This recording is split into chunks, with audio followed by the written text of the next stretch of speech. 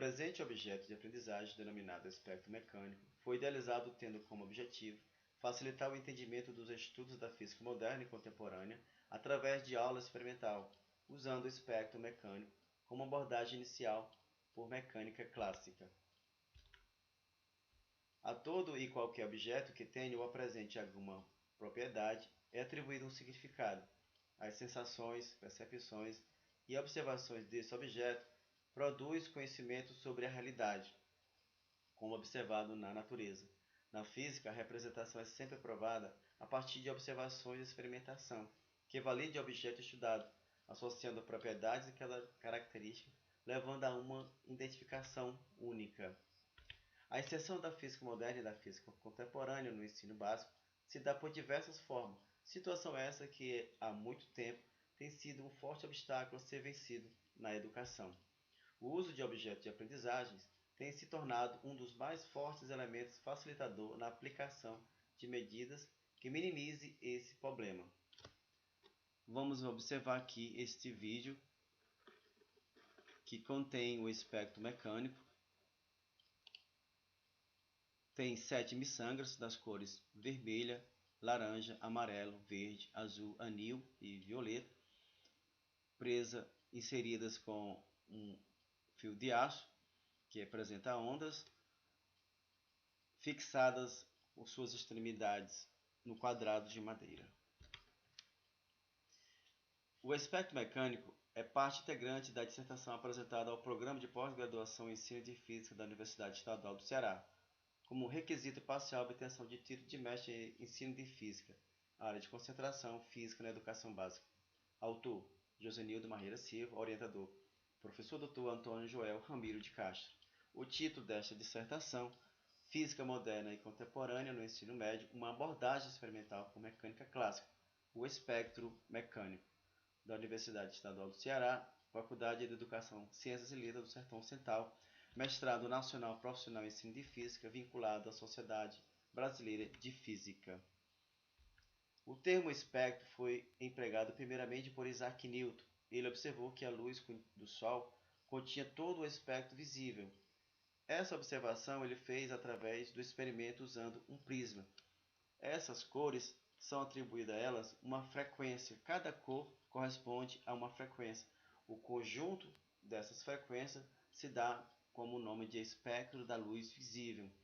Esse espectro pertence a um espectro ainda maior, conhecido como espectro eletromagnético, que contém diversos outros espectros nele.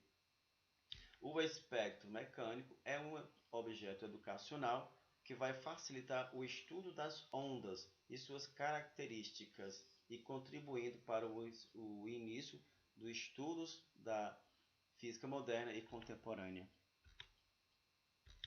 Como construir? Materiais para montagem do espectro mecânico. Tábuas cortadas no tamanho desejado, com os pregos fixados nas extremidades, é o que se vê aqui nesta figura no quadrante A.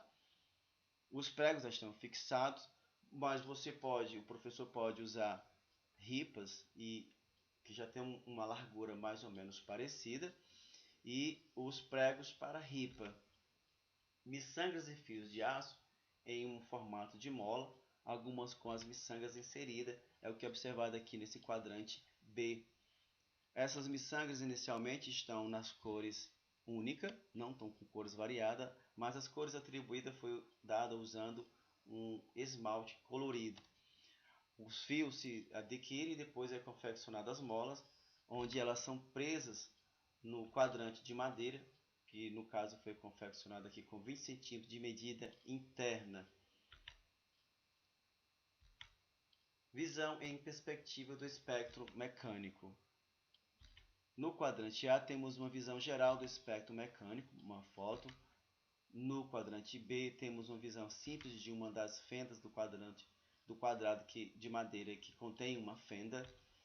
No quadrante C, visão de um canto do quadrado em que vemos uma face com fenda e outra sem a fenda. No quadrante D, uma visão de dentro da fenda onde estão fixados os espirais de aço.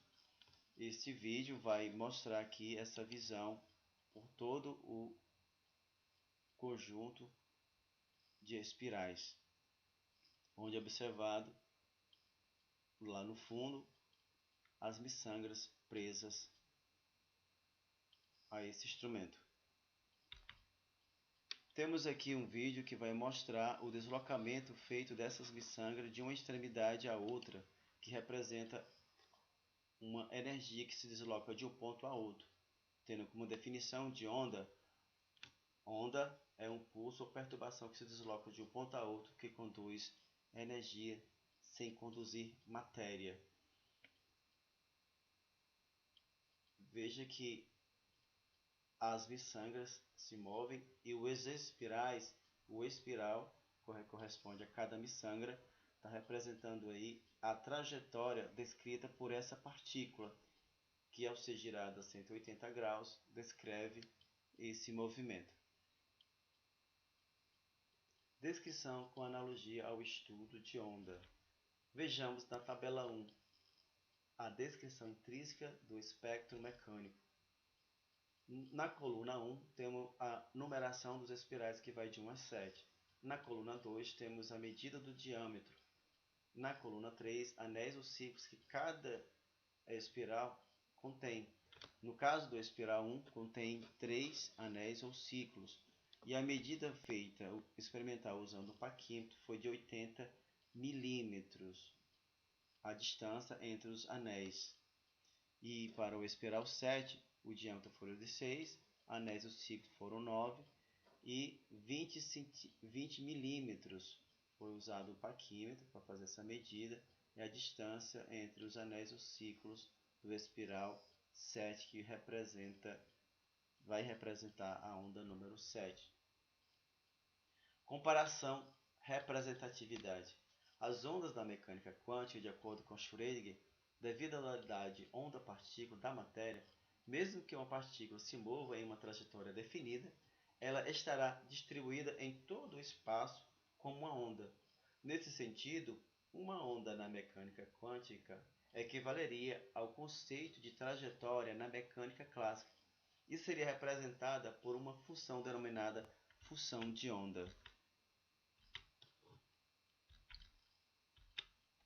Medida do comprimento de onda usando paquímetro. Aqui é a maneira adequada, onde desta forma é possível medir de uma crista a outra o comprimento de onda. Aqui a representação está feita no espiral número 3, onde a miçanga tem a cor amarela. Deslocamento da miçanga quando o espectro mecânico gira 180 graus. Vamos ter uma outra visão agora, visão frontal do movimento das miçangras, girando 180 graus.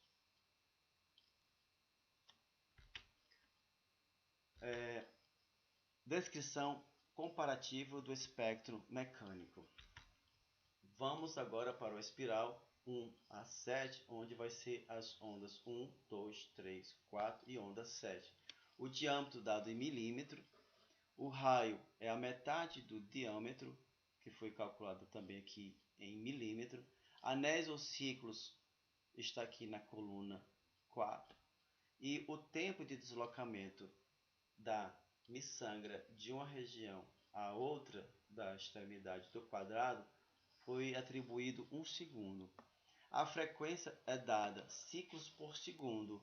Então, como temos para o espiral 1 3 ciclos em um tempo de 1 segundo, então a frequência é 3 segundo a menos 1, ou 3 Hz. E para o espiral 7, temos 9 ciclos em 1 segundo, logo a frequência de ciclos por segundo é de 9 segundo a menos 1, ou 9 Hz. A razão entre os anéis ou ciclos formado pelo espiral e o tempo gasto de queda da miçanga quando gira 180 graus, obtemos a frequência. O tempo foi estabelecido em 1 segundo para simplificar o procedimento, mas o professor pode variar de acordo com o valor encontrado pelos alunos.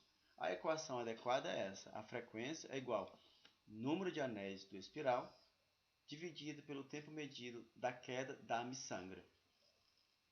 Como exemplo, nós temos aqui a frequência da onda 1, que é representada pela espiral 1, que foi de 3 ciclos por segundo, ou 3 Hz.